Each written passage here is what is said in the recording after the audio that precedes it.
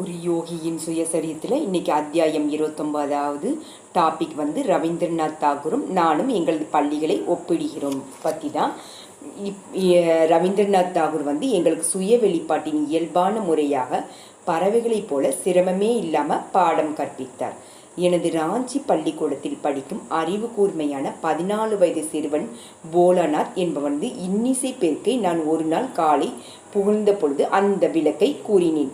தூண்டுதல் இருந்தாலும் சரி இல்லாவிட்டாலும் சரி அந்த சிறுவன் இசையறிவையை பொழிவான். போல்பூரில் உள்ள புகழ்பெற்ற கல்வி நிலையமான சாந்தி நிகேதனின் அதாவது அமைதியான இல்லம் முன்னாள் மாணவன் அவன். சிறு வயதிலிருந்தே ரவீந்திரநாத் தாகூரின் கீதங்களை நான் பாடுவதுண்டு. நான் என் தோழனிடன் சொன்னேன்.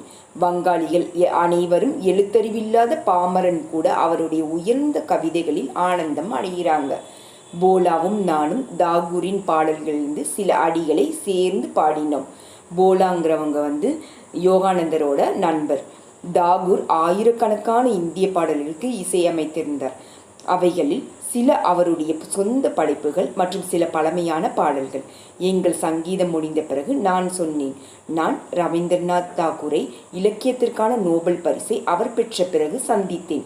அவர் தன் இலக்கியத்தை கண்டித்தவர்களை மேல்பூச்சி இல்லாமல் தைரியத்துடன் தள்ளி கழித்த முறையை நான் மெச்சினேன். அதுதான் என்னை அவரை சந்திக்க தூண்டியது. நான் உள்ளுர நகைத்தபடி சொன்னேன். போலாவிற்கு சுவாரஸ்யம் தட்டியது. அவன் இந்த கதையை கேட்க விரும்பினான். பண்டிதர்கள் வங்காள கவிதையுலகில் ஒரு புது நடையை புகுத்தறிவதாக தாகூரை கடுமையாக தாக்கினாங்க. நான் தொடங்கினேன். அவர் சாதாரண நடையையும் இலக்கிய நடையையும் ஒருங்கிணைத்து பண்டிதர்களுக்கு பிரியமான எல்லா இலக்கிய சட்டத்திட்டங்களையும் புறக்கணித்தார். அவருடைய பாடல்கள் ஒப்புக்கொள்ளப்பட்ட விதிமுறைகளுக்கு உட்படாமல் ஆழ்ந்த தத்துவ கருத்துக்களை உணர்ச்சிக்கு வந்த முறையில் வெளியிட்டன. செல்வாக்கு படைத்த விமர்சகர் ஒருவர் ரவீந்திரநாத்தை அவர் தன் கூவல்களை அச்சிட்டு ₹1 விற்கும் புறா கவிஞர் என்று வெளிப்புறன் வர்ணித்திருந்தார். ஆனால் தாகூரின் எதிர்த்தாக்குதல் கைவசத்திலேயே இருந்தது. அவர் இயற்றிய கீதாஞ்சலியை பாடல் வடிவாஞ்சலி அவரே ஆங்கிலத்தில் மொழிபெயர்த்து வெளியிட்டதும் மேற்கத்திய இலக்கியம் உலகம் முழுவதும் புகழ் மாலைகளை தாகூரின் பாதங்களில் சமர்ப்பித்தது. ரயில் வண்டி நிறைய பண்டிதர்கள் ஒரு சமயம் அவரை கடுமையாக விமர்சித்தவர்கள் உட்பட எல்லோரும் தங்களுடைய பாராட்களை தெரிவிப்பதற்காக சாந்தி நிகேதனுக்கு வந்திருந்தாங்க. ரவீந்திரநாத் தனது விருந்தாளிகளை வெகு நேரம் வேண்டுமென்றே காக்க வைத்த பிறகுதான் சந்தித்தார். அவர்களுடைய பாராட்டுதல்களை விருப்பு வெறுப்பற்ற மௌனத்துடன் செவிமடுத்து கேட்டார். இறுதியில விமர்சனம் என்ற அவர்களுடைய வழக்கமான ஆயுதத்தை அவர்களின் மீதே திருப்பினார். கணவான்களே, அவர் சொன்னார், தாங்கள் இங்கு என் மீது பொழியும் மனம் கமலும் பாராட்டுக்கள் தங்கள் கடந்த கால நிகழ்ச்சிகளின் துர்நாற்றத்துடன் அசம்பாவிதமாக கலந்தே காணப்படுது. என்னுடைய நோபல் பரிசுக்கும் உங்களுடைய திடீர் கூர்மையான ரசனையின் திறனுக்கும் ஏதாவது தொடர்பு இருக்குதா இன்னும் கேள்வி கேட்டார். வங்காள கோயிலில் முதலாக என் தாழ்மையான இலக்கிய மலர்களை அர்ப்பணித்த போது உங்களை மன வருத்தமடைய செய்த அதே புலவன்தான் நான் இப்போதும். தாகூர் கூறிய தைரியமான கண்டனத்தின் விவரத்தை செய்தித்தாள்கள் பிரசுரித்திருந்தன. முகத்துதியால் மயக்கமுறாத ஒரு மனிதன் வெளிப்படையான சொற்கள் என்னை கவர்ந்தது. நான் தொடர்ந்தேன். நான் கல்கத்தாவில் ரவீந்திரநாத் தாகூருக்கு எளிய முறையில் வங்காள வேட்டி அணிந்திருந்த அவருடைய காரியதர்ஷி CF ஆண்ட்ரூட்ஸ் என்பவரால் அறிமுகப்படுத்தப்பட்டேன். அவர் தாகூரை அன்புடன் குருதேவர் என குறிப்பிட்டார். ரவீந்திரநாத் என்னை மிக அன்புடன் வரவேற்று உபசரித்தார். அவரிடமிருந்து வசீகரம், பண்பு, பெருந்தன்மை எல்லாம் ஒளிர்ந்தது. அவருடைய இலக்கிய பின்னணியை பற்றிய என் கேள்விக்கு பதிலளிக்கையில் அவர் முக்கியமாக நமது மத சம்பந்தமான இதிகாசங்களினாலும் 14வது நூற்றாண்டில் பிரபல கவிஞராயிருந்த வித்யாபதியின் நூல்களினாலும் கவரப்பட்டதாகவே இருந்தது. இந்த ஞாபகங்களால் ஊக்குவிக்கப்பட்டு நான் தாகூரின் சொற்களால் அமைந்த ஒரு பழைய வங்காள கீதத்தை நின் அன்பென்னும் விளக்கை ஒளிப்பெற செய்வாக light the lamp of the love என்னும் பாடலை பாடத் தொடங்கினேன். போலாவும் நானும் மகிழ்ச்சியுடன் வித்யாலயத்தின் மைதானத்தில் பாடியவாறு உலவினோம். நான் ராஞ்சி வித்யாலயத்தை நிறுவிய சுமார் 2 வருடங்களுக்கு பிறகு எனக்கு தாகூரிடமிருந்து எங்கள் கல்வி குறிக்கோளை பற்றி கலந்து பேச சாந்தி நிகேதனுக்கு வரும்படி அழைப்பு வந்தது. நான் மகிழ்ச்சியுடன் போனேன். நான் அங்கு சென்றடைந்த பொழுது அந்த கவிஞர் அவருடைய படிப்பறையில் அமர்ந்திருந்தார். எங்கள் முதல் சந்திப்பில் நான் நினைத்தது போலவே அப்பொழுதும் அவர் எந்த ஓவியனும் விரும்பக்கூடிய மனதில் பதியத்தக்க சிறப்பான ஆண்மையின் ஒரு முன்மாதிரியாகவே திகழ்ந்தார். அவரது முகம் அழகாக செதுக்கப்பட்டு கம்பீரமான உயர்குல மாண்புடன் கூடிய தோட்டத்துடன் நீண்ட முடியும் தவழ்ந்த தாடியும் கொண்டு விளங்கியது. கருணை பொழியும் பெருவிழிகள், தெய்வீக புன்னகை மற்றும் உண்மையிலேயே மயக்குகின்ற புல்லாங்குழலை போன்ற குரல். உயரமான திலகாத்திர சிறிய உருவத்தில் கிட்டத்தட்ட அவர் பெண்ணின் மென்மையும் குழந்தையின் இயல்பான ஆனந்தத்தையும் ஒருங்கே கொண்டிருந்தார். ஒரு கவிஞனுக்கு உரிய லட்சிய எண்ணங்கள் அந்த மென்மையான பாடகருள் மிக ரொம்ப தகுதியாக பொருந்தியுள்ளது போல் வேறு எந்த உருவத்திற்கும் பொருந்தாது. நானும் தாகூரும் சீக்கிரமே வழக்கமான முறையில் இருந்து மாறுபட்ட நோக்கில் ஸ்தாபிக்கப்பட்ட எங்கள் பள்ளிக்கூடங்களை ஒப்பிடும் ஆராய்ச்சியில் ஆழ்ந்தோம். அதில் நாங்கள் அநேக ஒற்றுமைகளை பார்த்தோம். திறந்த வெளியில் கல்வி பவட்டுதல், எளிமை, ஒரு குழந்தையின் படைப்பாற்றலுக்கு வேண்டிய ஏராளமான வாய்ப்பு முதலியன இருந்தாலும் ரவீந்திரநாத் தாகூர் இலக்கியம் மற்றும் கவிதையை பயில்வதற்கு நான் ஏற்கனவே போலா மூலம் அறிந்திருந்த இசை மற்றும் பாடல் மூலமான சுய வெளிப்பாட்டிற்கும் ரொம்ப முக்கியத்துவம் கொடுத்திருந்தார். சாந்தி நிகேதன் குழந்தைகளுக்கு மௌனத்திற்கு நேரம் ஒதுக்கப்பட்டிருந்தது. ஆனால் விசேஷமான யோக பயிற்சி தரப்படவில்லை. ராஞ்சியில் அனைத்து மாணவர்களும் போதிக்கப்படும் சக்தியூட்டும் யோகாதா உடற்பயிற்சிகள் மற்றும் மனதை ஒருமுனைப்படுத்தும் யோக உத்திகள் பற்றிய என் விளக்கத்தை அந்த கவிஞர் பாராட்டும் விதத்தில் கவனத்துடன் கேட்டார். தாகூர் என் சிறு வயதில் கல்வி கற்பதில் ஏற்பட்ட பிரச்சனைகளை சொன்னார். சிரித்து கொண்டே அவர், நான் 5வது படிவத்திற்கு பின் பள்ளிக்கூடத்தை விட்டு ஓடிவிட்டேன் என்றார். அவருடைய மென்மையான உள்ளார்ந்த கவிதை உணர்ச்சிகள் பள்ளிக்கூட அறையின் சாரமற்ற ஒழுங்குமுறை கொண்ட சூழ்நிலையில் எப்படி அவமானப்படுத்தப்பட்டிருக்கும் என்பதை என்னால் உடனடியாக உணரவும் முடிந்தது. அதனால்தான் நான் சாந்தி நிகேதனை நிழலாடர்ந்த மரங்களின் அடியிலும் வானத்தின் வனப்பின் கீழேயும் துவக்கினேன். அவ்வழகிய தோட்டத்தில் படித்து கொண்டிருந்த ஒரு குழுவை நோக்கி ஆர்வத்துடன் சுட்டிக்காட்டினார். ஒரு குழந்தை மலர்கள் மற்றும் பாடும் பறவைகள் நடுவில் தன் இயற்கையான சூழ்நிலையில் உள்ளது. அங்குதான் அந்த குழந்தை தன்னிடம் மறைந்துள்ள செல்வமான தனக்கே உரிய திறவை சுலபமாக வெளிக்கொணரவும் முடிந்தது. உண்மையான கல்வி என்பது வெளி ஆதாரங்களிலிருந்து புகுத்துவதோ அல்லது திணிப்பதோ இல்லை. மனிதனின் உள்ளுக்குள் குவிக்கப்பட்டிருக்கும் எல்லையற்ற ஞானத்தை வெளிக்கொணர உதவுதான் அது. நான் ஒப்புக்கொண்டு சொன்னேன். சாதாரண பள்ளிக்கூடங்களில் புள்ளி விவரங்கள் மற்றும் வரிசையான சம்பவங்கள் அடங்கிய சகாப்தங்களுக்கான முக்கியத்துவம் கொடுக்கப்படுகின்றன. இதனால் இள வயதினர் லட்சிய பண்பு மற்றும் தலைவர்களை போற்றும் சுபாவம் அற்றவர்களாகவே ஆக்கப்படுறாங்க. சாந்தி நிகேதனை தொடர்வதற்கு ஊக்கமளித்து தன் தந்தை தேவேந்திரநாத்தை பற்றி அந்த கவிஞர் அன்புடன் பேசத் தொடங்கினார். தந்தை அவர் ஏற்கனவே ஒரு விருந்தினர் இல்லமும் கோயிலும் கட்டியிருந்த இந்த செழிப்பான நிலத்தை எனக்கு பரிசளித்தார். நான் 1901ஆம் ஆண்டில் 10 சிறுவர்களிடம் மட்டுமே என் கல்வி முறை பரிசோதனை இங்கு தொடங்கினேன். நோபல் பரிசுடன் எந்த 8000 பவுண்டுகள் எல்லாம் பள்ளிக்கூடத்தை நிர்வகிப்பதில் செலவே ஆயிற்று என்று ரவீந்திரநாத் என்னிடம் சொன்னார். மூத்த தாகூரான தேவேந்திரநாத் மகரிஷி என்ற பெயரில் பரவலாக பிரபலமடைந்திருந்த குறிப்பிடத்தக்க மனிதர் என்பதை அவருடைய சுயசரிதத்திலிருந்தே ஒருவர் கண்டு கொள்ளலாம். அவருடைய இளமை பருவத்தில் 2 வருடங்கள் இமயமலை சாரலில் தியானம் செய்வதில் கலைந்திருந்தன. அதேபோல் அவருடைய தந்தை துவாரகாநாத் தாகூரும் பொதுமக்களுக்கு தர்மம் செய்யும் அவருடைய வள்ளல் தன்மையினால் வங்காளம் முழுவதும் புகழ் பெற்றும் இருந்தார். புகழ்பெற்ற இந்த வம்சாவளியில் மேதைகள் நிரம்பிய ஒரு குடும்பமே உருவாகியிருந்தது. ரவீந்திரநாத் தாகூர் மட்டுமல்லாமல் அவருடைய எல்லா உறவினர்களும் தங்கள் படைப்பாற்றல் மூலமாக தங்களை தனிப்படுத்தி காட்டும் திறமையை பெற்றிருந்தனர். அவருடைய மருமகன்களான ககேனந்தரா, அபிநந்தரா இருவரும் இந்தியாவின் தலை சிறந்த கலைஞர்கள் முன்னணியில் இருப்பவர்கள். ரவீந்திரநாத்தின் சகோதரனான திவிஞ்சேந்திரா பறவைகளாலும் வன விலங்குகளாலும் கூட விரும்பப்படும் ஒரு ஆழ்ந்த நோக்கும் தத்துவஞானி விருந்தினர் இல்லத்தில் இரவு தங்கும்படி ரவீந்திரநாத் என்னை அழைத்தார். மாலையில் அந்த கவிஞரும் அவருடைய குழுவும் முற்றத்தில் அளித்த நாடக காட்சியின் அழகில் நான் ரொம்பவும் மகிழ்ச்சி அடைந்தேன். காலம் பின்னோக்கி விரிந்தது. என் கண் முன்னே இருந்த காட்சி புராதன கால ஆசிரமம் போன்ற ஒன்றாகும். அந்த ஆனந்தமான பாடகனும் அவனை சுற்றி பக்தர்கள் எல்லாரும் இறை அன்பென்னும் ஒளி சூழலில் பரிமளித்தார்கள். தாகூர் நட்பின் ஒவ்வொரு இணைப்பும் இசைவெனும் இலைகளினால் பின்னணினார். அவர் வலிந்து கூறாமல் தடுக்க முடியாத ஒரு காந்த சக்தியால் இதயத்தை கொள்ளை கொண்டன.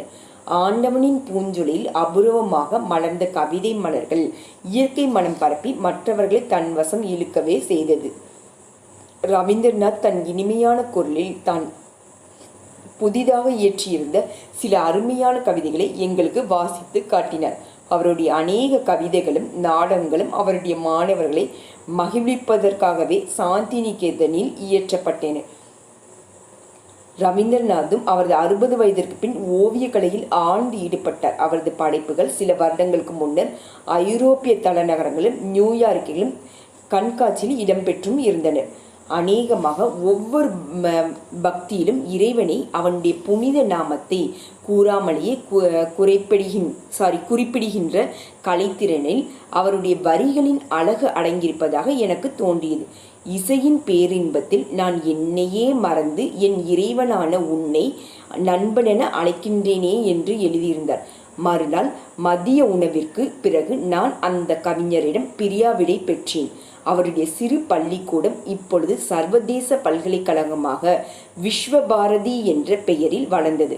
அங்கே பல நாடுகளிலிருந்தும் வருகின்ற மாணவர்கள் ஒரு ஆதரிசி சூழ்நிலையை காண்பது எனக்கு மெத்த மகிழ்ச்சியை அளிக்கிறது.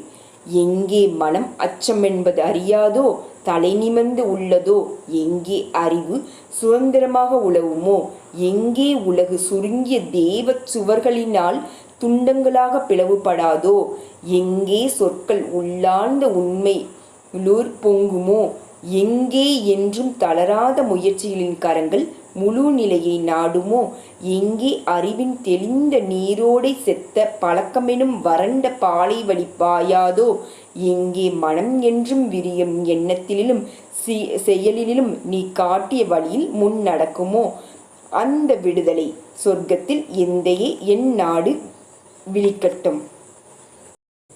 30வது அத்தியாயம். சிறந்த நாவலாசிரியான லியோ டால்ஸ்டாய் 3 துறவிகள் என்ற ஒரு அழகான கிராமிய கதை எழுதியிருந்தார். அவருடைய நண்பரான நிக்கோலஸ் ரோரிக் என்பவர் அதை பின்வருமாறு சுரைக்கு உரைத்துள்ளார். ஒரு தீவில் வயதான 3 துறவிகள் வசித்து வந்தாங்க. அங்கே ரொம்ப எளிமையாக இருந்ததால் அவருடைய ஒரு பிரார்த்தனையும், நாங்கள் 3 பேருமே நீயும் 3 தான், எங்களுடைய மீது கருணை காட்டுவாய் என்பதாக இருந்தது. அவர்களுடைய கபடமற்ற இந்த பிரார்த்தனையின் போது அதிசயங்கள் நடந்தது. உள்ளூர் பிஷப் அவர்களை பற்றியும் அவர்களை ஒப்புக்கொள்ள முடியாத பிரார்த்தனை பற்றியும் கேள்வி அறிந்திருந்தார். அவர்களை பார்த்து அவர்களுக்கு முறைப்படியான பிரார்த்தனை செய்ய கற்றுக் கொடுக்க தீர்மானித்தார். அவர் அந்த தீவை அடைந்து அந்த துறவியர்களிடம் ஆண்டவனிடம் அவர்களுடைய முறையீடு பெருமைக்கு உகந்த முறையில் செலுத்தப்படவில்லை என சொல்லி வழக்கமான அநேக பிரார்த்தனைகளை அவருக்கு கற்றுக் கொடுத்தார். பிறகு அந்த பிஷப் ஒரு படகில் திரும்பினார். அவர் ஒரு பிரகாசமான ஒளி படகை தொடர்வதை கண்டார். அந்த அருகில் வந்ததும் அந்த 3 துறவிகளும் பிணைத்த கைகளுடன் படகை முந்தும் நோக்கத்துடன் அலைகளின் மேல் ஓடி வருவதை பார்த்தனர். நீங்கள் கற்பித்த பிரார்த்தனைகளை நாங்கள் மறந்துவிட்டோம். அவர்கள் அந்த பிஷப்பை நெருங்கியதும் சொன்னார்கள், அவர்கள் உங்கள் மறுபடியும் அவைகளை சொல்லும்படி கேட்பதற்காக ஓடோடி வருகிறோம். திகைப்படைந்த அந்த பிஷப் தலையை அசைத்தார். அன்பர்களே, உங்களுடைய பழைய பிரார்த்தனைகளை தொடரட்டும் என்று பணிவுடன் சொன்னார். அந்த 3 துறவிகளும் எப்படி நீர்மேல் நடந்தனர், கிறிஸ்துவ சிலுவையில் அறையை பெற்ற தன் உடலை எப்படி மறுபடியும் உயிர்ப்பித்தார், லாகரி மகாசையரும் ஸ்ரீ யுக்தேஸ்வரம் அவர்களுடைய அதிசயங்களை எப்படி நிகழ்த்தினார்கள். அணுயுகத்தின் வருகையினால் உலக மனதின் எல்லை திடீரென்று விரிவடைந்து விட்டாலும் நவீன விஞ்ஞானத்தில் இவைகளுக்கு இன்னும் விடையே இல்லை. மனிதனுடைய அகராதியில் அசாத்தியம் என்ற சொல்லின் முக்கியத்துவம் குறைந்தே வருது. இந்த பூதோலக சார்பியல் இருமை என்ற கோட்பாடுகளினான மாயையின் அடிப்படையில் தத்துவத்திற்கு உட்பட்டு இயங்குவதாக வேத நூல்கள் பறைசாற்றுது. இறைவன் ஒன்றேயான ஜீவன், முழுமையான ஏகமானவன். ஒரே படைப்பின் வெளிப்பாடுகள் வெவ்வேறாகவும் பலவிதமாகவும் தோன்றுவதற்கு அவன் போலியானதும் உண்மை அல்லாதுமாகிய ஒரு திரையை அணிகிறான். அந்த பொய்த்தோற்ற இருமை திரைதான் மாயை. நவீன காலத்தின் பல தலையான விஞ்ஞான கண்டுபிடிப்புகள் புராதன ரிஷிகளின் இந்த எளிய கூற்றை உறுதிப்படுத்தின. நியூட்டனின் இயக்க விதி மாயையின் ஒரு விதியேதான். ஒவ்வொரு செயலுக்கும் அதற்கு சமமான ஒரு எதிர் செயல் எப்பொழுதும் இருக்கு. ஏதாவது இரண்டு பொருட்களிடையே நிகழும் பரஸ்பர எதிர் செயல்கள் எப்பொழுதும் சமமாகவும் எதிர் திசையிலும் செயல்படுது. இவ்வாறு செயலும் எதிர் செயலும் முற்றிலும் சமமானதுதான். ஒரு தனி விசை இருப்பது சாத்தியமில்லை. ஒரு ஜோடி விசைகள் சமமானதும் எதிரானதுமாக இருக்கணும். எப்பொழுது இருக்குது? அடிப்படையான இயற்கை செயல்கள் எல்லாம் அவைகளின் பிறப்பிடம் மாயையே என வெளிப்படுத்தின. உதாரணமாக மின்சாரமானது விளக்குதல் மற்றும் ஈர்த்தலின் ஒரு நிகழ்ச்சி தான். அதன் எலக்ட்ரான்களும் புரோட்டான்களும் மின்சார எதிர்மாறானது. மற்றொரு உதாரணம் பொருளின் அணு அல்லது முடிவான துகள் இந்த பூமியைப் போல நேர்துருவம் மற்றும் எதிர்துருவம் கொண்ட ஒரு காந்தம்தான். இந்த முழு உலகத் தோற்றமும் இரு துருவங்களில் மாற்ற முடியாத ஆதிக்கத்திற்கு உட்பட்டதுதான். இயற்பியல், வேதியியல் மற்றும் வேறு எந்த விஞ்ஞானமும் இயற்கையாகவோ அமைந்த எதிர்மாறான இல்லைன்னா முரணான தத்துவங்கள் விடுபட்டதாக எப்போதும் காணப்படுறதே இல்லை. அதனால இயற்பியல் விஞ்ஞானம் படைப்பின் மூலம் கட்டினை பொருளும் அமைப்புமான மாயையை மீறி விதிகளை உருவாக்க முடியாது. இயற்கையை மாயை. அதனாலதான் இயற்கை விஞ்ஞானம் மாயையின் தப்ப முடியாத தனித்தன்மையை சார்ந்தே செல்லணும். தன்னுடைய சொந்த ஆதிக்கத்திற்கு அவர் நிரந்தரமானவள் மற்றும் என்றும் குறைவில்லாதவள். வருங்கால விஞ்ஞானிகள் அவளுடைய கணக்கற்ற பலவிதமான தன்மைகளை ஒவ்வொன்றாக ஆராய்வதை தவிர வேறு எதுவும் செய்ய முடியாது. இப்படி விஞ்ஞானம் முடிவை அடையவே முடியாதபடி ஓயாத இயக்கத்தில் இருக்குது. ஏற்கனவே பேரண்டத்தில் நடந்து செயல்பட்டு வரும் பிரபஞ்ச விதிகளை கண்டுபிடிக்க உண்மையிலேயே தகுதியானது. ஆனால் சட்டங்களை இயற்றுபவனையோ தனித்து இயக்குபவனையோ கண்டறிய திறமையற்றது. புவியீர்ப்பு மற்றும் மின்சாரத்தின் கம்பீரமான வெளிப்பாடுகள் அறியப்பட்டிருக்குது. ஆனால் புவியீர்ப்பு அல்லது மின்சாரம் என்றால் என்ன என்பதை மனிதன் அறிய மாட்டார். மனித குலத்திற்கு ஆயிரக்கணக்கான ஆண்டுகளாக மகான்கள் கொடுத்திருக்கும் பணி மாயையை வெல்வதுதான். படைப்பின் இருமையை கடந்து படைப்பவனின் உரிமையை உணர்வதுதான் மனிதனின் மிக உயர்ந்த லட்சியமாக சொல்லப்படுது. பிரபஞ்சத்தின் பொய் தோற்றத்தை பற்றி இருப்பவங்க அதன் முக்கிய இரு துருவ விதி, அதாவது பொங்குதலும் அடக்குதலும், ஏற்றமும் இரக்கமும், இரவும் பகலும், இன்பமும் துன்பமும், நன்மையும் தீமையும், பிறப்பும் இறப்பும் எல்லாம் ஒப்புக்கொண்டே ஆகணும். மனிதன் சில ஆயிரம் மனித பிறவிகள் எடுத்த பிறகு இந்த சுழற்சி முறை ஒருவித வேதனை தரும் மாறுதலின் தன்மையை தோற்றுது. பின்னர் அவர் மாயையின் கட்டுகளை கடந்து செல்வது பற்றி நம்பிக்கையுடன் நோக்க தொடங்குகிறாங்க. மாயையின் திரையை விளக்குவது என்பது படைப்பின் ரகசியத்தை அறிவதுதான். இந்த விதமாக அண்ட சராசரத்தின் திரையை அகற்றுபவங்க தான் உண்மையான அத்வைதி. மற்ற எல்லாரும் புறசமய உறவ வழிபாடு உடையவங்க. மனிதன் இயற்கையின் இருமை தோற்றங்கள்ல சிக்கி இருக்கும் வர இருமுகமுடைய மாயை தான் இவங்களுக்கு இறைவி. அவங்க ஒன்றே ஆகிய மெய்ப்பொருள தெரிய முடியாது. உலக பொய் தோற்றமாம் மாயை மனிதர்களிடம் அவ்வித்தையை உருவெடுக்கிறது. அவ்வித்தையை இல்லை, அறிவு, அறியாமை அல்லது மதிமயக்கம் என பொருள்படும். மாயை அல்லது அந்த வித்தையை புத்தியின் திட நம்பிக்கையினாலோ இல்லைன்னா பகுப்பாராய்ச்சினாலோ ஒருங்காலும் அழிக்கவே முடியாது. அதை உள்முக நிலையான நிர்விகல்ப சமாதியை ஏதுவதானாலேயே அழிக்க முடியும். பழைய ஏற்பாட்டின், அதாவது ஓல்டு டெஸ்டாமெண்ட் தீர்க்கதரிசிகளும் எல்லா தேசங்களும் மற்றும் காலங்களை சார்ந்த ஞானிகளும் அந்த உணர்வு நிலையிலிருந்து பேசியிருக்காங்க. எசேக்கியேல் சொல்லியிருக்கிறார், பின்பு அவர் என்னை கீழ்த்திசைக்கு எதிர்வாசலாகிய வாசலுக்கு அழைத்து கொண்டு போனார். இதோ இஸ்ரேலின் தேவனுடைய மகிமை கீழ்த்திசையிலிருந்து வந்தது. அவருடைய சத்தம் பெரு வெள்ளத்தின் இரைச்சலை போல இருந்தது. அவருடைய மகிமையினால் பூமி பிரகாசித்தது.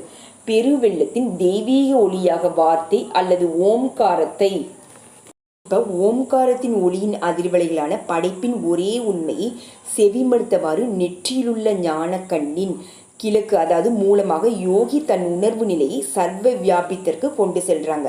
பேரண்டத்தின் கோடிக்கணக்கான மர்மங்களுக்கிடையே ஒளி என்பது ரொம்ப அதிசயமானது. தான் கடத்தப்படுவதற்கு காற்றோ அல்லது வேறு பொருளின் ஊடகமோ தேவைப்படும் ஒரு அலைகளை போல் அல்லாமல் ஒளி அலைகள் அண்ட கோலங்களுக்கிடையே நிலவும் சூனியத்தினுடைய சுதந்திரமாக பாய்கிறது. அலைவரிசை கோட்பாட்டின்படி ஒளி அலைகள் பரவதற்கேற்றவாறு கிரகங்களுக்கிடையே ஈத்தர் என்னும் ஆகாய வெளி ஊடகமாக நிலவுவதாக உத்தேசித்து சொல்லப்படுது. ஜன்ஸ்டைனின் கொள்கையைக்கேற்ப அண்ட வெளியின் வடிவியல் பண்புகளின்படி அந்த ஈத்தர் தத்துவம் தேவையற்றதென நிராகரித்து விடலாம். எந்த வகை கற்பித கொள்கையின்படி பார்த்தாலும் ஒளி மிக சூட்சுமமானதாகவும் எந்த இயற்கை பொருளையும் சார்ந்திராமல் சுதந்திரமானதாக உள்ளது. ஜன்ஸ்டனுடைய பிரம்மாண்டமான கருத்துக்களின் ஒளியின் வேகம்தான் வினாடிக்கு 1,86,300 மைல்கள் சார்பியல் கோட்பாட்டை முழுவதுமாக ஆக்கிரமித்து கொண்டுள்ளது. தியரி ஆஃப் ரியாலிட்டி வரம்பிற்குட்பட்ட மனித மனத்தை பொறுத்தவரை சலனத்தில் உள்ள பிரபஞ்சத்தில் ஒளியின் வேகம் மட்டும்தான் நிரந்தரமானது என்று அவர் கணிதத்தின் மூலம் நிரூபிக்கிறார். இடம் காலம் பற்றிய மனித அளவுகோல்கள் எல்லாம் ஒரே தனி முதலான ஒளியின் வேகத்தை சார்ந்துதான் இருக்குது. இந்த நாள் வரை கற்பனையாக நினைத்தது போல் இடமும் காலமும் நிரந்தரமானவை இல்லை. ஆனால் அவை எல்லாமே சார்புடையவை, வரையறைக்கு உட்பட்டது. ஒளியின் வேகம் என்ற அளவுகோலை அவற்றின் நிபந்தனைக்கு உட்பட்ட அளவீடுகளின் ஆதாரம். இடம் அளவுக்கூறுகளை சார்ந்தது என்பதனால காலமும் இப்பொழுது அதற்குரிய சுயரூபத்திற்கு கொண்டு வரப்பட்டு விட்டது. தெளிவற்ற நிலையின் எளிய சாரம். தன் பேனாவின் சில சமன்பாட்டு கோடுகளின் மூலம் ஒளி ஒன்றை தவிர இதுவரை நிரந்தரம் என நினைக்கப்பட்ட எல்லாவற்றையும் ஜன்ஸ்டைன் பிரபஞ்சத்திலிருந்து நீக்கிவிட்டார். பின்பு ஏற்பட்ட முன்னேற்றமாகி அவருடைய ஒருங்கிணைக்கப்பட்ட பரப்பு சித்தாந்தத்தில் யூனிஃபை ஃபீல்டு தியரி அந்த மகா விஞ்ஞானி ஒரு கணித சூத்திரத்தில் புவியீர்ப்பு மற்றும் மின்காந்த விதிகளுக்கு வடிவமைக்க முயற்சி செய்கிறார். பிரபஞ்ச அமைப்பின் ஒரே ஒரு விதியுடைய பல மாறுபாடுகளை சுருக்கி ஜன்ஸ்டைன் யுகங்களை தாண்டி படைப்பின் தத்துவம் ஒரு நிலையற்ற மாயையே என்று பறைசாற்றிய புராதன கால ரிஷிகளை நெருங்கி விட்டார். இந்த சகாதத்தின் முக்கிய சித்தாந்தமான சார்பியல் கோட்பாட்டின் வாயிலான முடிவான அணுவை ஆராய்வதற்கு தகுந்த கணித சாத்தியங்கள் உருவாகி இருக்குது. இப்பொழுது மகா விஞ்ஞானிகளின் அணு என்பது பொருள் இல்லை, ஆனால் சக்தி தான். அது மட்டும் இல்லை, அந்த அணுசக்தி அடிப்படையில் மனு மூலப்பொருள்னு துணிவுடன் வலியுறுத்துறாங்க. சர் ஆர்தர் ஸ்டான்லி எடிட்டன் என்பவர் தன்னுடைய the nature of the physical world பூத உலகின் இயல்பு என்று புத்தகத்தில் இயற்பியல் விஞ்ஞானம் ஒரு நிழல்களுடன் சம்பந்தப்பட்டிருக்கிறது என தெளிய உணர்ந்திருப்பது ரொம்ப குறிப்பிடத்தக்க முன்னேற்றங்கள் ஒன்று எழுதுகிறார். இயற்பியல் உலகில் நாம் பழக்கமான வாழ்க்கை எனும் நாடகத்தில் நில உருவ படக்காட்சியை காண்கிறது. நிழலாகிய என் முழங்கை நிழலாகிய மேஜையின் மேல் இருக்குது. அதே போல் நிழலாகிய மை நிழலாகிய காகிதத்தின் மேல் பாயுது. இது எல்லாமே அடையாள சின்னமானதான். இயற்பியல் விஞ்ஞானியும் அதை ஒரு சின்னமாகவே விட்டுறாங்க. அதுக்கு பிறகு ரசவாதியான மனது அந்த சின்னங்களை மாறுபடுத்தியது. பக்குவமற்ற வகையில் முடிவை கூற வேண்டும்னா உலகத்தின் மூலப்பொருள் மன மூலப்பொருள் தான். சமீபத்தில் உருவாக்கப்பட்ட ஒரு மின்னணு உருப்பெருக்கியின் மூலம் அணுக்கள் ஒளிமாயமானதா என்பது இயற்கையின் தப்ப முடியாத இருமை தத்துவமும் நிச்சயமான முறையில் நிரூபிக்கப்பட்டு விட்டது. 1937 நடந்த விஞ்ஞான முன்னேற்றத்திற்கான அமெரிக்க சபையின் ஒரு கூட்டத்தில் மின்னணு உருப்பெருக்கியை இயக்கி காட்டியதை பற்றி நியூயார்க் டைம்ஸ் என்ற பத்திரிகை பின்வரும் அறிக்கையை வெளியிட்டது. சர் ஜேம்ஸ் ஜீன்ஸ் அவருடைய மர்ம பிரபஞ்சம் என்ற நூலில் குறிப்பிடுகிறார். த மிஸ்டிஸ் யூனிவர்ஸ் அறிவின் நீரூற்று இயந்திர தன்மை இல்லாத ஒரு உண்மையை நோக்கி சென்று கொண்டிருக்கிறது. பிரபஞ்சம் ஒரு பெரிய இயந்திரம் போல் அல்லாமல் ஒரு பெரிய எண்ணம் போல் தோற்றமளிக்க தொடங்கியது. இதேபோல் இருபதாவது நூற்றாண்டில் விஞ்ஞானம் புராதன வேதங்களின் ஒரு பக்கத்தை போல் ஒலிக்குது. அப்படின்னா அப்படிதான் இருக்க வேண்டுமானால் பூத உலகே இல்லை என்னும் தத்துவ உண்மையை மனிதன் விஞ்ஞானத்திலிருந்தே அறிந்து கொள்ளட்டும். அதன் ஊடும் பாவும் மாயையே தான். பொய் தோற்றமும் பகுப்பாராய்ச்சியின் போது உண்மை என தோன்றும் அந்த காணல் நீர்களெல்லாம் மறைந்திடும். உறுதியா என என்று நம்பிய மண்ணுலகின் ஆதாரமெல்லாம் ஒவ்வொன்றாக அதன் அடியில் நிலை குலையும் போது மனிதன் என்னையன்றி உனக்கு வேறே தேவர்கள் உண்டாகியாக இருக்க வேண்டும் என்ற தெய்வ கட்டளையை மீறி உருவ வழிபாட்டில் நம்பிக்கை கொண்டிருப்பதை மங்களமாக பார்க்கலாம். ஜன்ஸ்டைன் தன்னுடைய புகழ்பெற்ற சமன்பாட்டில் பொருண்மை மற்றும் ஆற்றல் இவைகளை சமன்படுத்துவகையில் பொருளின் எந்த ஒரு துகளின் ஆற்றலும் ஒளியின் வர்க்க எண்ணால் பெருக்கப்பட்ட பொருண்மை அல்லது எடைக்கு ஒப்பாகுது என நிரூபித்தும் இருக்கிறார். பொருளின் துகள்களை அழிப்பதாலேயே அணுசக்திகள் வெளிப்படுது. பொருளின் ஈரப்பே அணுயுக்தியின் பிறப்பு. ஒளியின் வேகம் ஒரு கணித திட்ட அளவு அல்லது மாறிலி என்பது. அது வினாடிக்கு 1,86,300 மைல்கள் என்னும் தன் மதிப்புடையது என்பதனால இல்லை. ஆனால் எந்த ஒரு பொருளின் பொன்மை அதன் வேகத்துடன் அதிகரிக்கிறதோ அந்த ஒளியின் வேகத்தை அடையவே முடியாது என்பதால் தான். மற்றொரு விதமாக சொல்லணும்னா, எந்த பொருளின் பொருண்மை எல்லையற்றதோ அந்த பொருள் ஒளியின் வேகத்தை பெற முடியும். இந்த கருத்து நம்மை அதிசயங்களின் விதிக்கு அழைத்து போகுது. தங்கள் உடலையும் மற்ற பொருட்களையும் உருவாக்கவும் அல்லது உருவளிக்கவும் ஒளியின் வேகத்தில் செல்லவும் மற்றும் படைக்கும் திறனுள்ள ஒளிக்கதிர்வுகளை கொண்டு எந்த உருவத்தையும் ஒரு கணத்தில் வெளிக்கொணரவும் திறன் பெற்ற மகான்கள் இந்த விதிமுறை நிபந்தனையை நிறைவேற்றியும் இருக்காங்க. அதாவது அவர்களின் பொருண்மை எல்லையற்றது. பூரண தத்துவம் அடைந்த ஒரு யோகியின் உணர்வு நிலை குறுகிய உடலுடன் ஒன்றாமல் எளிதாக பிரபஞ்சத்தின் அமைப்புடன் ஒன்றிவிடுது.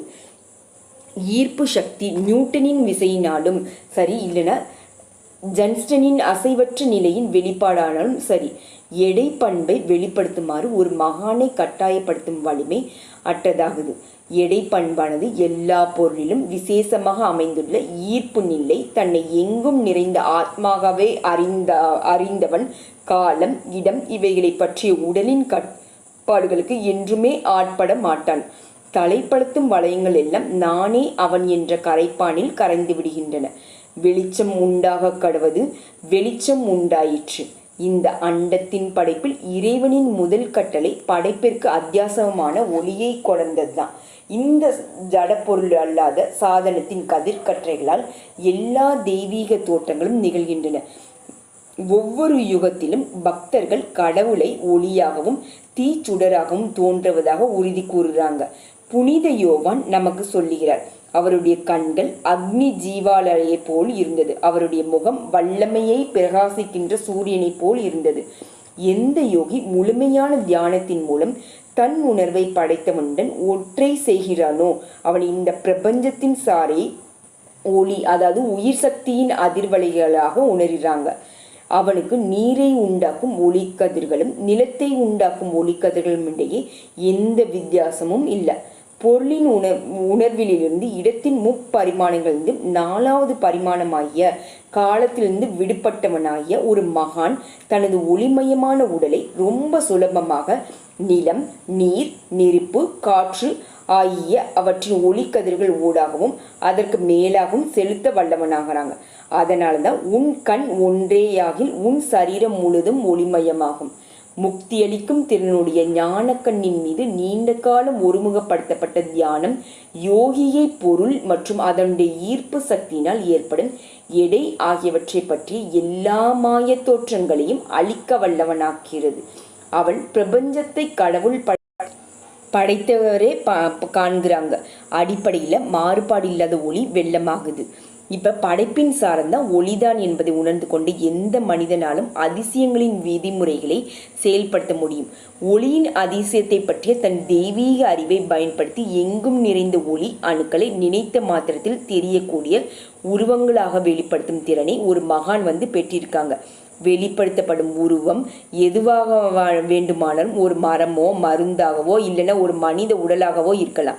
அந்த யோகியின் விருப்பத்தை அவருடைய இச்சா சக்தியையும் உருவக கற்பனை சக்தியும் பொறுத்து தான் இருக்குது. இரவு நேரத்தில் மனிதன் தன்னை தினமும் சுற்றி வளைத்து கொண்டிருக்கும் பொய்யான அகங்காரத்தின் வரையறைகளிலிருந்து விடுபட்டு ஒரு கனவு நிலை உணர்வின் ஏதுறாங்க. உறக்கத்தில் அவங்க மனதில் சர்வ வல்லமையின் சாட்சியை மீண்டும் மீண்டும் பார்க்குறாங்க. ஆகா, கனவுல ரொம்ப நாட்களுக்கு முன் இருந்த தன் நண்பர்கள் தோன்றாங்க. எங்கோ தொலைவில் உள்ள கண்டங்கள் மற்றும் தன் குழந்தை பருவத்தின் உயிர்ப்பிக்கப்பட்ட காட்சிகள் தோன்றுது நம்ம கனவு மூலமா. அந்த சுதந்திரமானது நிபந்தனையற்றதுமான உணர்வு நிலை. எல்லா மனிதர்களும் அவர்களுடைய சில கனவுகளின் சுருக்கமாக அனுபவிக்கும் உணர்வு தான் கடவுளுடன் ஒன்றிய ஒரு யோகியின் நிரந்தரமான மனநிலையாகும். எந்த சுயநல குறிக்கோளும் இல்லாம படைப்பவன் அருளிய படைப்பு திறனை பயன்படுத்தி ஒரு யோகி ஒரு பக்தனின் உண்மையான பிரார்த்தனை திருப்தி செய்ய வேண்டிய பிரபஞ்சத்தின் ஒளி அணுக்களை மாற்றி அமைக்கிறாங்க. பின்பு தேவன் நமது சாயலாகவும் நமது ரூபத்தின் படியேயும் மனுஷனை உண்டாக்குவோமாக. அவர்களின் சமுத்திரத்தின் மச்சங்களையும் ஆகாயத்து பறவைகளையும் மிருக ஜீவன்களையும் பூமி அனைத்தையும் பூமியின் மேல் ஊறும் சகல பிராணிகளையும் ஆள கடவர்கள் என்றார். அந்த நோக்கத்துடன் தான் மனிதனும் படைப்பும் உண்டாக்கப்பட்டது. பிரபஞ்சத்தின் மீது தனக்குள்ள அதிகாரத்தை உணர்ந்து கொண்டு அவன் மாயையின் தலைவனாக உயரணும். 1915 நான் சந்நியாசம் வாங்கி கொண்ட கொஞ்ச காலத்திற்கு பிறகு ஒரு அதிசயமான காட்சியை பார்த்தேன். அதன் மூலம் மனித உணர்வின் சார்பு தன்மையை நான் புரிந்து கொண்டேன்.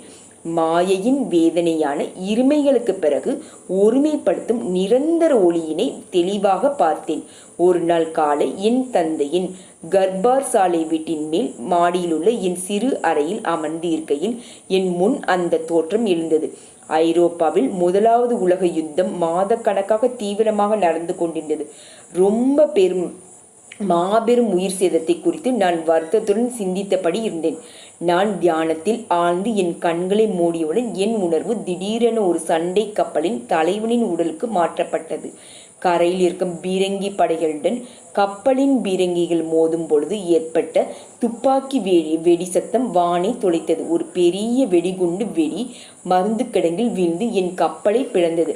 அந்த வெடிவீச்சில் உயிர் தப்பிய சில மாலுமிகளுடன் நான் நீரில் குதித்தேன்.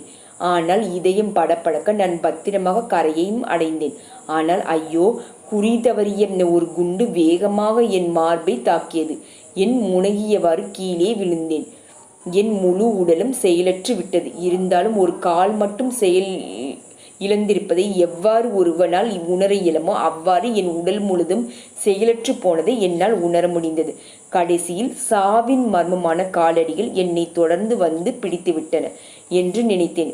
ஒரு இறுதி பெருமூச்சுடன் நான் பிரபஞ்சயற்ற நிலையில் அமிழ தொடங்கியது தான் தாமதம். ஆகா, என்னை என் கர்ப்பார் சாலை அறையில் பத்மாசனத்தில் அமர்ந்திருக்க கண்டேன். என்னால் திரும்ப அடையப்பட்ட மார்பில் குண்டு துளை இல்லாத உடலை நான் மகிழ்ச்சியுடன் தட்டி கொடுத்து கிள்ளி பார்த்தது போது கண்ணீர் அருவியாக பொழிந்தது. நான் உயிருடன் இருப்பதை எனக்கே நிச்சயப்படுத்திக் கொள்ளும் பொருட்டு உள்மூச்சு வெளிமூச்சுகளை இழுத்து விட்டவாறு இப்படியும் அப்படியுமாக அசைந்தேன். அந்த சுய பாராட்டுதல்களுக்கு இடையில் மறுபடியும் என் பிரகஞ்சை இரத்தக்கரை படர்ந்த கடற்கரையில் இறந்து கிடந்த கப்பல் தலைவனின் உடலுக்கு மாற்றப்பட்டது. என் மனதில் ஒரே குழப்பம். இறைவா, நான் உயிருடன் இருக்கிறேனா அல்லது இறந்து விட்டேனா என வேண்டினேன். கண்ணை கூச வைக்கும் ஒரு ஒளி பிளம்பு தொடுவானம் முழுவதையும் நிரப்பிற்று. ஒரு மென்மையான குமரும் அதிர்வலை சொற்களாகவே உருவெடுத்தன. வாழ்விற்கும் சாவிற்கும் ஒளியுடன் என்ன சம்பந்தம்? நான் உன்னை என் ஒளியின் பிரதிபிம்பமாகவே படைத்துள்ளேன். சார்பு தன்மைகளான பிறப்பும் இறப்பும் பிரபஞ்ச கனவுலகிற்கே உரியன. கனவற்ற உன் இருப்பை காண்பாய். எழு என் குழந்தாய், எழு. மனிதனின் விழிப்புணர்ச்சியின் படியலாக இறைவன் விஞ்ஞானிகளை சரியான சமயத்தில் சரியான இடத்தில் தன் படைப்பின் ரகசியங்களை கண்டுபிடிக்க தூண்டுகிறார். பல நவீன கண்டுபிடிப்புகள் மனிதன் பிரபஞ்சத்தை ஒரே சக்தியின் தெய்வீக அறிவினால் வழிநடத்தப்படும் ஒளியின் பல காட்சிகளை புரிந்து கொள்ள உதவுன. திரைப்படம், வானொலி, தொலைக்காட்சி, ரடார், புகைப்பட மின்கலம், அணுசக்திகளின் திகைக்க வைக்கும் மின்சார கண் ஆகிய எல்லா அற்புதங்களுமே ஒளியின் மின்காந்த தன்மையை ஆதாரமாக கொண்டதுதான். இப்ப திரைப்பட கழக எந்த அதிசயத்தை காட்டும் திறன் பெற்றது? மனதில் பதியும்படி காணும் காட்சியின் நோக்கத்திலிருந்து எந்த அதிசயமும் புகைப்பட தந்திரங்களும் அப்பாற்பட்டதும் இல்லை. ஒரு மனிதனின் சாதாரண ஸ்தூல உருவத்திலிருந்து ஒரு தெளிவான சூக்ஷ்ம உடலாக வெளிப்படுவதை பார்க்கலாம். அவங்க நீரில் நடக்கலாம், இறந்தவரை உயிர்ப்பிக்கலாம், முன்னேற்றங்களை இயற்கை நியதியை திசை திருப்ப. ஒரு நாள் ஐரோப்பிய யுத்தக்கல பட செய்தி சுருளை பார்க்க வேண்டி நான் ஒரு திரையரங்கத்துள் போனேன். மேலே நாடுகளில் முதலாவது உலக யுத்தம் இன்னும் நடந்து கொண்டிருந்தது. நான் புண்பட்ட இதயத்துடன் அரங்கத்தை விட்டு வெளியேறும் அளவிற்கு அந்த செய்தி சுருள் அந்த படுகொலையை தத்துரூபமாக காட்டியது. இறைவா, நான் வேண்டினேன், நீ ஏன் இந்த வித துன்பத்தை அனுமதிக்கிறாய்? என்னை பெரு வியப்பில் ஆழ்த்தும்படி உண்மையான ஐரோப்பிய யுத்தங்களின் காட்சி வடிவில் உடனடியாக விடை கிடைத்தது. அந்த காட்சிகள் இறந்தவர்களாலும் இறந்து கொண்டிருப்பவர்களாலும் நிரப்பப்பட்டு செய்தி சுருளில் காண்பிப்பதை விட பன்மடங்கு கொடூரமாக இருந்தது. கூர்ந்து கவனி, ஒரு மென்குரல் உள்மனதிற்கு சொன்னது. பிரான்ஸ் நாட்டில் இப்பொழுது நடக்கும் இந்த காட்சிகள் ஒளி, நிழல், வண்ண வேடிக்கைன்னு வேறு இல்லை. இது எல்லாம் பேரண்டத்தின் சலன திரைப்படம். இப்பொழுது நீ அரங்கில் கண்ட செய்தி சுருள் எவ்வளவு மெய்யானதோ அவ்வளவு அல்லது பொய்யுமானதோ அது போன்றுதான் இதுவும் நாடகத்தினில் ஒரு நாடகம். என் இதயம் என்னும் ஆறுதல் அடையவே இல்லை. இந்த தெய்வீக குரல் தொடர்ந்தது. படைப்பு என்பது ஒளியும் நிழலும் ஆகிய இரண்டும் தான். இல்லைன்னா எந்த படமும் சாத்தியமில்லை. மாயையின் இருமைகளான நன்மையும் தீமையும் ஒன்றின் மீது மற்றது மாறி மாறி வெற்றி கொள்ளும் இந்த உலகத்தில் ஆனந்தம் நிலையானது எனில் மனிதன் வேறு எதை விரும்புவான்? துன்பம் இல்லைனா தன் அளவில்லா வீட்டை துறந்து குறித்து நினைவு கூற விளைய மாட்டான்.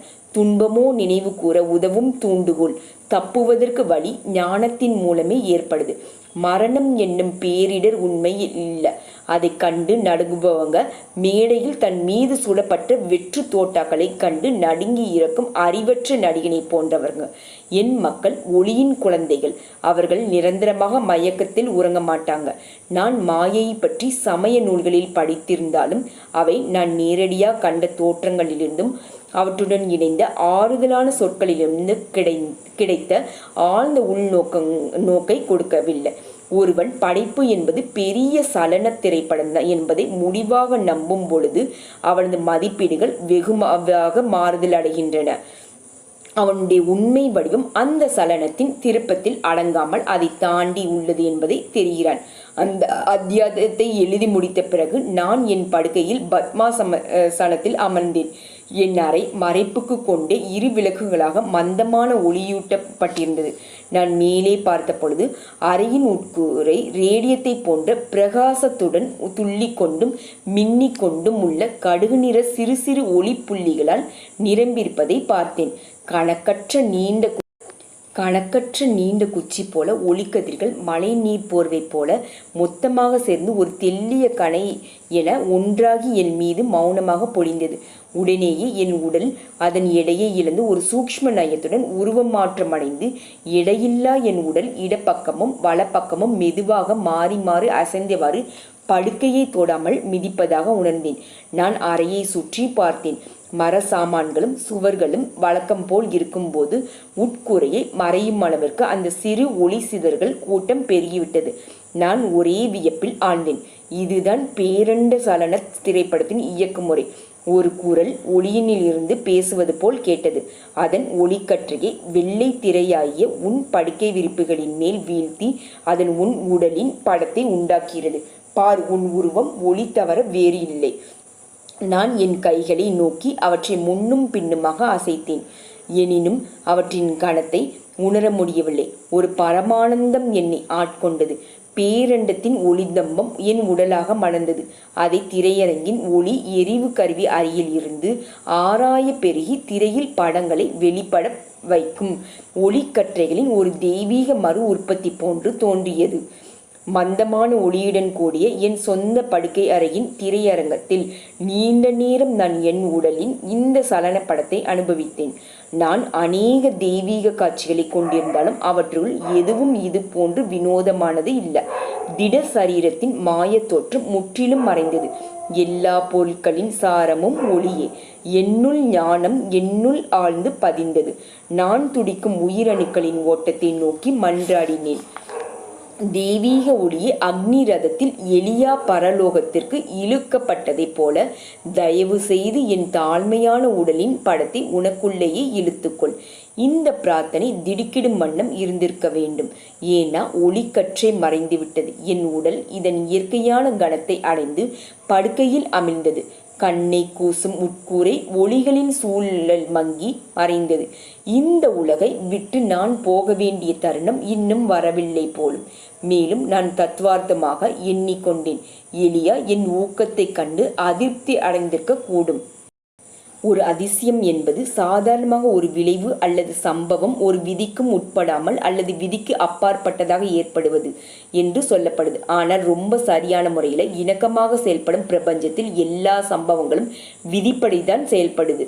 விதிப்படி விளக்கக்கூடியதாகவும் இருக்குது. ஒரு மகானின் அற்புத சக்திகள் என அழைக்கப்படுறதில்லை. அவருடைய உணர்வின் உள் பிரபஞ்சத்தில் செயல்படும் சூக்ஷ்ம விதிகளை அவர் மிக சரியாக புரிந்து கொண்டிருப்பதனால இயல்பாக தொடர்ந்து உடன் வருபவைதான். தத்துவார்த்த ரீதியில் எல்லாருமே ஒரு அதிசயம்தானே தவிர எதையுமே உண்மையாக ஒரு அதிசயம் என்று சொல்ல முடியாது. நம்ம எல்லாரும் மிக சிக்கலான முறையில் அமைந்துள்ள சரீரத்திற்கு அடைக்கப்பட்டிருக்கும். மேலும் நட்சத்திரங்களின் மத்தியில் ஆகாயத்தில் சுழலும் உலகத்தில் சுழன்றபடி இருக்கிறோம். இதை விட மிக சாதாரணமானதான் எது? இல்லைன்னா அதிசயமானது என்ன? லாகரி மகசரீர் போல மகான்கள் அநேக அற்புதங்களை வழக்கமாக நிறுத்துவாங்க. இந்த மாதிரியான மகான்கள் மனித குலத்திற்கு மகத்தானதும் கடினமானதுமான ஆன்மீக பணி ஆற்ற வேண்டி இருக்குது. துன்பத்தில் இருந்து இருப்பவர்களுக்கு அதிசயமும் உதவி செய்வது அந்த மாதிரி பணிகளும் ஒன்றுதான் என தோன்றுது. மனிதனுக்கு ஏற்படும் தீராத பிரச்சனைகளை தீர்க்கவும் தீராத வியாதிகளை குணப்படுத்தவும் தெய்வ திருவிளையாடல் தேவைப்படுது. கிறிஸ்துவிடம் கபர்னியம் என்ற இடத்தில் சாகும் தருவாயில் இருக்கும் தன் மகனை குணப்படுத்தும்படி ஒரு உயர் குடிமகன் கேட்டபொழுது இயேசு வறண்ட நகைச்சுவையுடன், நீங்கள் அடையாளங்களையும் அற்புதங்களையும் காணாவிட்டால் விசுவாசிக்க மாட்டீர்கள் என்றார். ஆனாலும் கூடவே கூறினார், நீ போகலாம், உன் குமாரன் பிழைத்திருக்கிறான். இந்த அத்தியாயத்தில் மாயையின் வெளி உலகங்களின் அடிப்படையாக உள்ள பொய் தோற்றத்தின் மந்திர சக்தி வேதாந்த விளக்கத்தை சொல்லியிருக்காங்க. அணுப்பொருள் என்பதில் உண்மையில்லாத ஒரு மந்திர சக்தி பரவியிருப்பதை மேற்கத்திய விஞ்ஞானம் ஏற்கனவே கண்டுபிடித்திருக்குது. இருந்த போதிலும் இயற்கை மட்டும் இல்லாமல் மனிதனும் கூட மாயைக்கு சார்பியல் தத்துவம், வேறுபாடு, இருமை, தலைகீழ மாற்றம் மற்றும் எதிர்மறையான நிலைகளுக்கு உட்படுறாங்க. மாயையை பற்றி உண்மையான ரிஷிகளால் மட்டும்தான் அறிந்து கொள்ளப்பட்டிருக்கு என்பது கற்பனை செய்யக்கூடாது. வீடியோவை லைக் பண்ணுங்கள், ஷேர் பண்ணுங்கள். இது வரைக்கும் நம்ம சேனலை சப்ஸ்கிரைப் பண்ணலைன்னா மறக்காமல் சப்ஸ்கிரைப் பண்ணுங்கள். தேங்க்யூ ஸோ மச் ஃபார் வாட்சிங். God bless you all. Thank you universe.